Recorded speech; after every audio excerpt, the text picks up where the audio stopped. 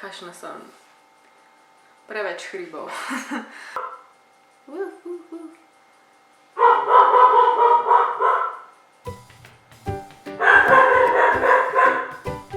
Ej, tiho!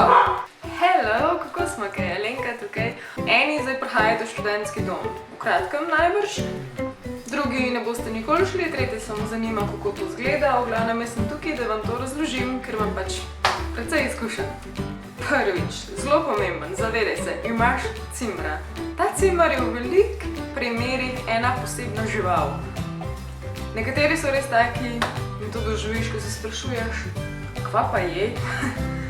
Ali pa pozabiš, da je tvoj cimer, ker ga sploh ni v sobi, imaš pa potem drugo opcijo, ker je ta oseba toliko veliko v sobi, tako da bi si skozi v sobi, ker se sprašuješ, ali on ve, da obstaja življenje izven tega habitata ali ne. Skratka, ta oseba je lahko non-stop za računalnikom, lahko je pa preprosto ni in ti kot njegov cimer pozabiš, da imaš cimra in se počutiš, da živiš sam.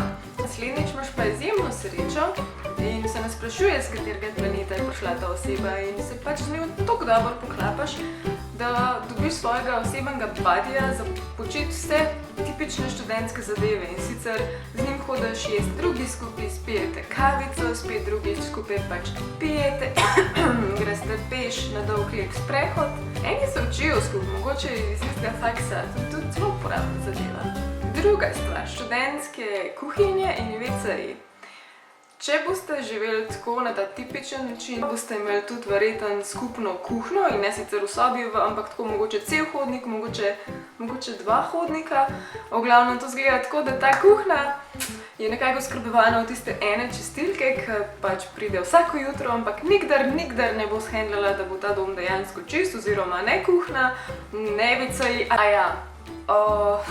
WC-ji po študentskih žurkah, kuhinja po študentskih žurkah. Nekaj boljšega.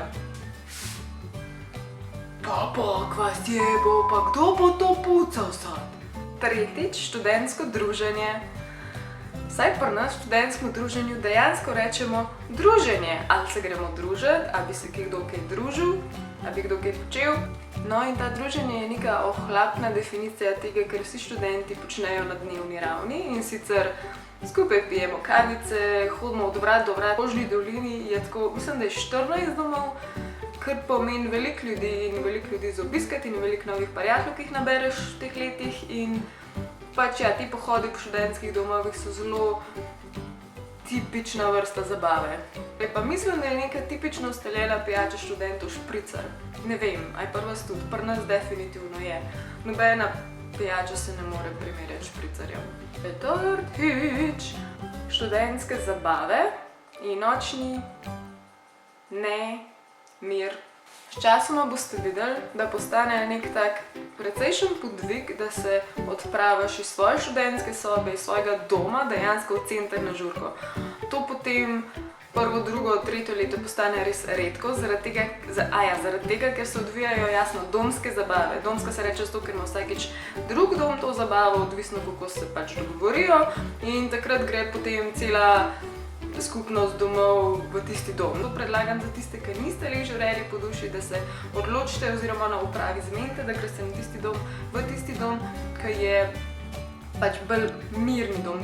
Če mogoče želite imeti ljubljenčka, če želite imeti mogoče otroka s sabo, odvisno kakšna je vaša situacija, vse to se da dogovoriti in obstajajo domovi pač posebej za te posebne želje, potrebe, za invalide in vse tako. Če pridete v Rožno dolino, je dom 10 najboljši ali pa trojka.